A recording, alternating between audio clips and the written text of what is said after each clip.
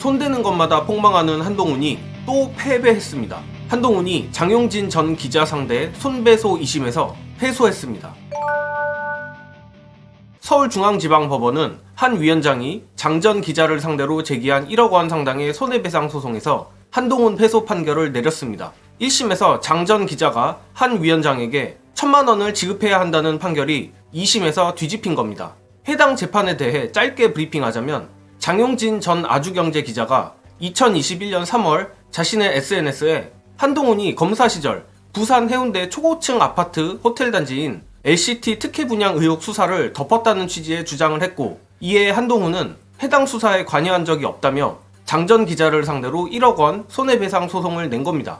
재판부는 원고인 한동훈 위원장이 피고인 장 기자의 의혹 제기로 억울함과 분노를 느끼는 것은 자연스러울 수 있다고 지적하면서도 다만 언론으로서는 수사에 대해 추상적 권한을 가진 것처럼 보이는 주요 수사기관 고위공직자에게 충분히 의혹 제기를 할 수 있다고 했으며, 공직자인 원고로서는 대법 판례에 따라 그런 비판에 대해 해명과 재반박을 통해 극복해야 하며 손해배상 소송을 통해 언론 감시와 비판을 제한하려고 하는 건 신중해야 한다고 강조했습니다. 이번 판결이 굉장히 시의 적절한 판결인 것은 한뚜껑이가 최근 나는 사직에서 야구 봤다 했지 사직 구장에서 야구 봤다고 한 적 없다는 식의 말장난을 했었죠.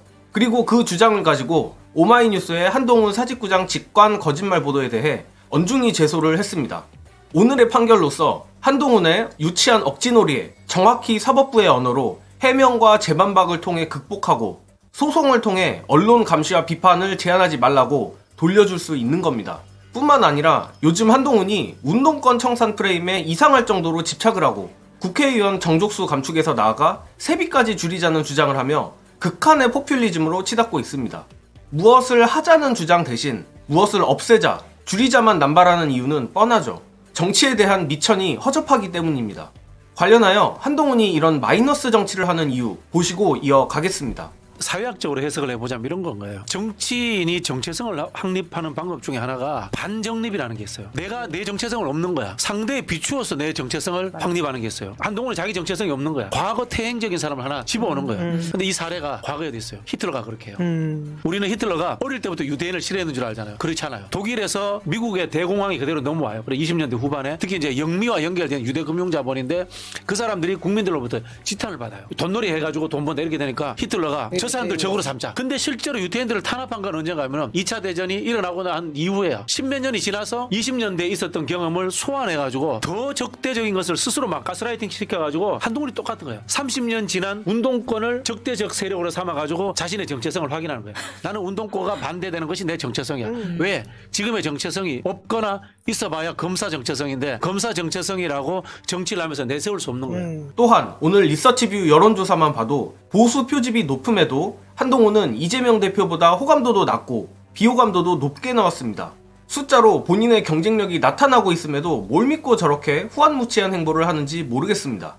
또한 운동권 청산 프레임 역시 오히려 감사한 이유가 현재 민주당 내에 운동권이 얼마 남아있지도 않을 뿐더러 임종석이나 이인영 같은 대표적인 운동권 정치인들조차 공천이 확실하지 않은 상황입니다. 운동권 정치인들이 민주당 공천을 받지 못하면 그땐 한동훈이 뭘로 민주당을 공격할지도 궁금합니다.